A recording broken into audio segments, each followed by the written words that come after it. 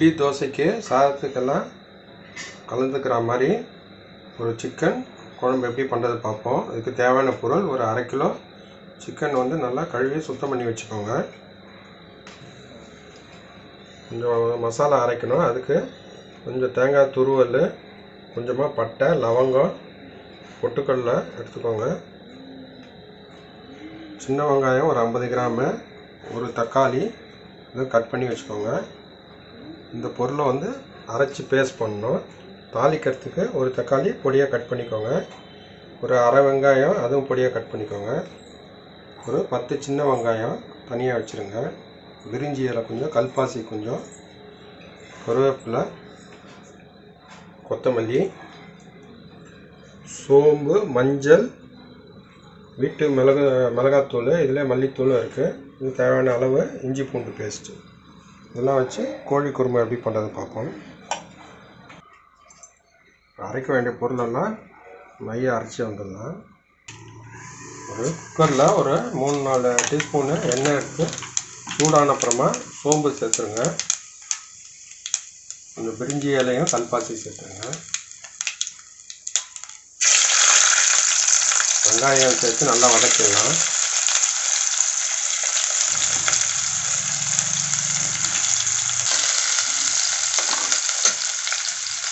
கருவேப்பிலை சேர்த்துக்கலாம். கட் பண்ணி வச்சுருக்க தக்காளி அதையும் சேர்த்துங்க.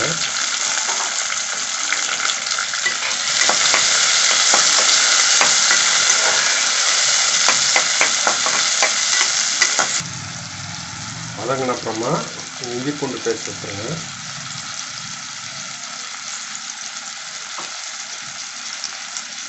மஞ்சள்,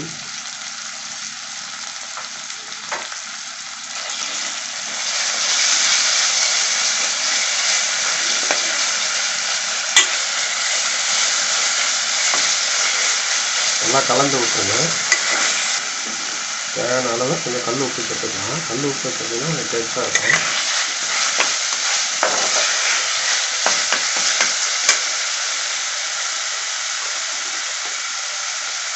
வீட்டு மிளகாத்தூள் அதை சேர்த்துக்கலாம். 2 டீஸ்பூன் சேர்த்துருக்கு. இதுலேயே மல்லித்தூளும் கலந்துருக்கு.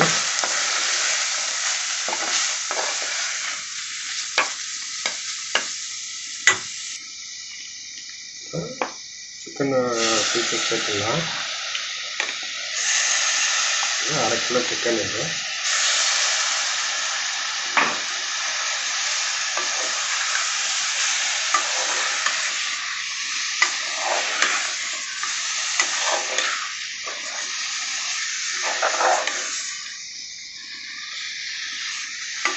நல்லா பரட்டி விட்டுருங்க. சிக்கன் கொஞ்சமாக தண்ணி விட்ட அப்புறமா இந்த அரைச்சி வச்ச பேஸ்ட்டு சேர்த்துக்கலாம்.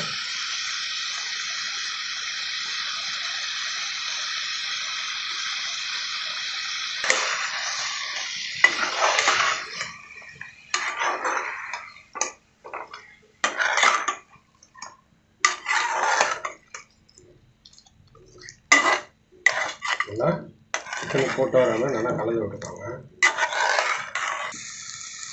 மசாலா பச்சை வாசனை போகிற அளவுக்கு நல்லா வதக்கி விட்ருங்க. ஒரு 5 நிமிஷம் நல்லா வதங்கட்டும். இது இட்லிக்கு ரெடி பண்ணிடலாம்.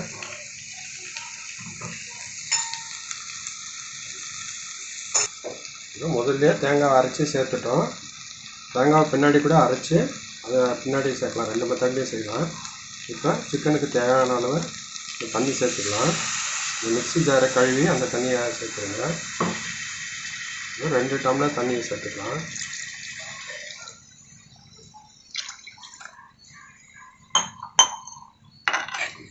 இட்லி தோசைக்கு சாப்பிட்றதுனால கொஞ்சம் தண்ணியாக தான் வைக்கணும் இந்த குழம்பு.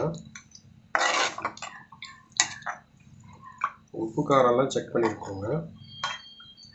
இது மூடி போட்டு 2 விசில் வச்சு எடுத்துக்கலாம்.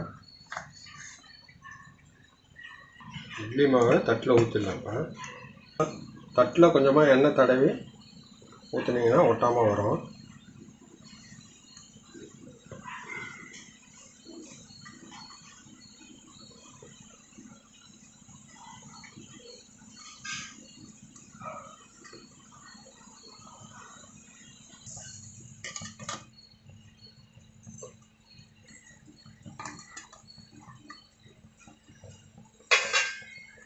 மூடி போட்டு வேக விட்டுடலாம்.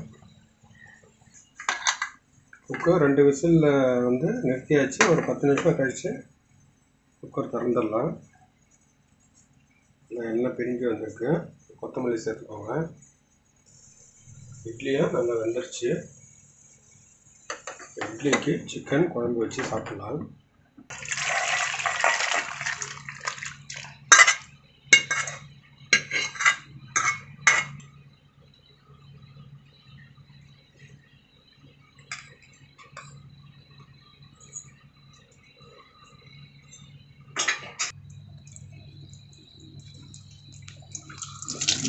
முன்னாடி கொஞ்சம் தட்டில் தண்ணி காமிச்சிட்டு எடுத்திங்கன்னா ஒட்டாமல் வரும்.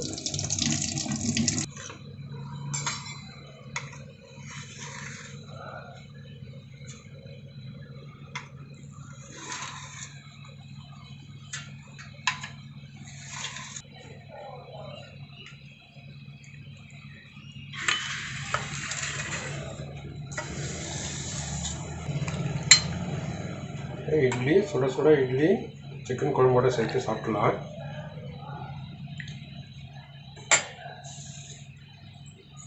நீங்களும் ட்ரை பண்ணி பாருங்கள்.